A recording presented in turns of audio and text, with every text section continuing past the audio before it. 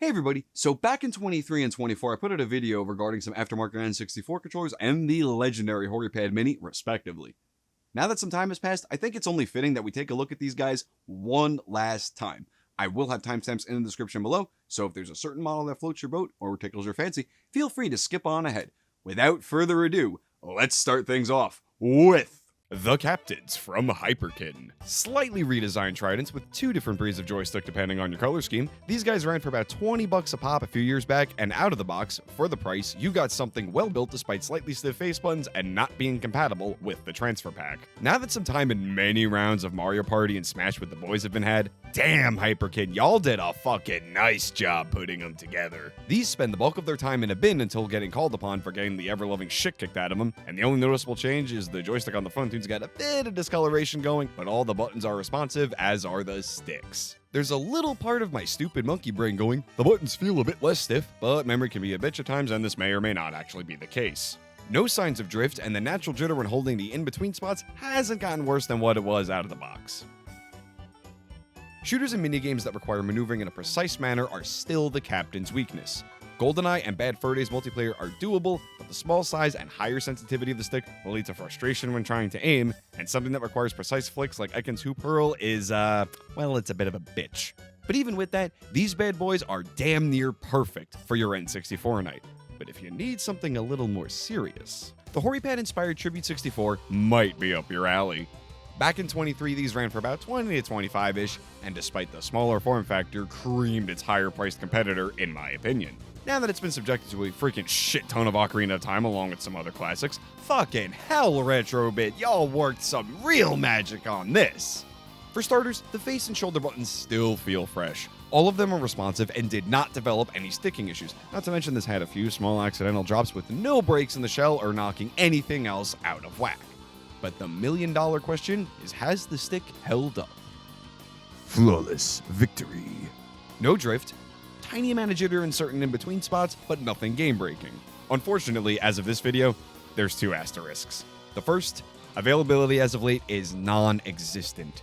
I've called almost every game shop in my neck of the woods, and it's either none in stock or only one left with nothing more on the way.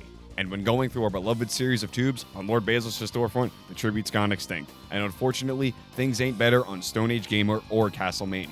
You can find eBay listings, but read where it's being shipped from, otherwise you're going to be paying out the ass for international shipping. The second asterisk is, well, Mets mesh with this bad boy when they want to nowadays. Some days are fine and it's actually quite nice. Others, there's a small tingle or burning feeling that's tolerable, ignorable, and then other days it's to the point of I need to stop immediately and question if I wanked a little too much over the weekend.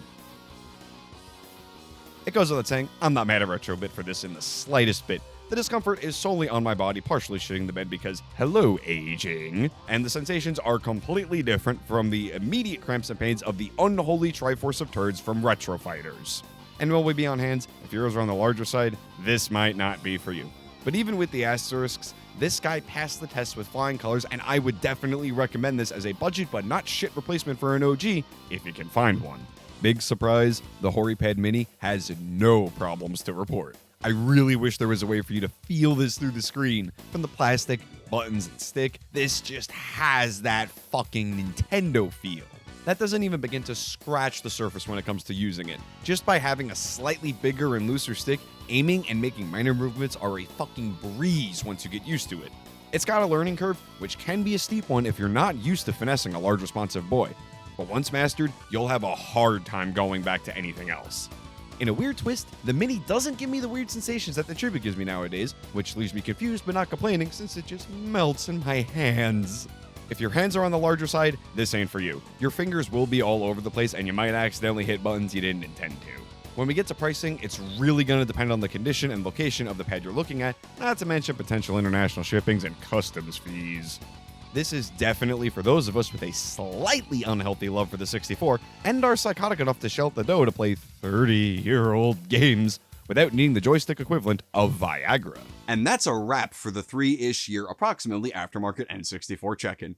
I'm really glad and kind of surprised in a way that these guys over here survived. Less the Horipad, more the Tribute and the Captains. Especially the Captains, me and the guys, we were not fucking kind to these things over the past couple summers. So yeah, Nice going, Hyperkin.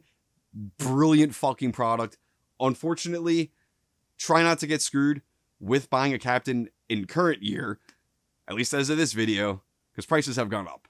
Like, kind of bad in a way, in my opinion. Like, I saw them going from Amazon for like $27 a piece, and it's like, yo, that's a little high considering what this is. It's well built. It's a great budget N64 Night controller, but $30 is kind of really like pushing it, in my opinion. I know it's shit that's beyond their control, but at the same time, it's like, if you can find it cheaper, fucking go for it. Get 4 of them. You will not be disappointed, except for the shooters and Ekans Hoop Hurl or anything in Mario Party that requires the little precise stick flicking. The tribute needs a moment of silence because it's a gem. It was a gem when there was more readily available. $20, $25-ish, give or take. Holy crap, you pretty much have a Horipad, minusing the connector and the transfer pack capabilities, but it works. I really enjoyed my time using it before I got the Horipad. Zelda played great. Mario fucking played good. I was actually really kind of starting to get into GoldenEye a little bit, even working around its janky like controls and shit. It was great with the tribute, and it's really unfortunate that the wired model has gone the way of the Dodo. The wireless model is still in production from what I can see, floating around. They might have made some minor improvements to the joystick. I don't know. I don't personally have one, and I actually don't have any plans on getting one. But do your homework, do your research. If you can try it before you buy it, go for it with the wireless. The wired, if you can find it between 20 and 30 for MSRP, great. If you go over on eBay, because eBay, try not to overpay. Even though it's going to be cheaper than a Horipad, you're not getting the full, like, built Hori tough experience. And you also do lose the fine control with the joystick, but that's just splitting fucking hairs, if you will. So that's my story, and I'm sticking to it. I'm really, really glad you got to this part of the video.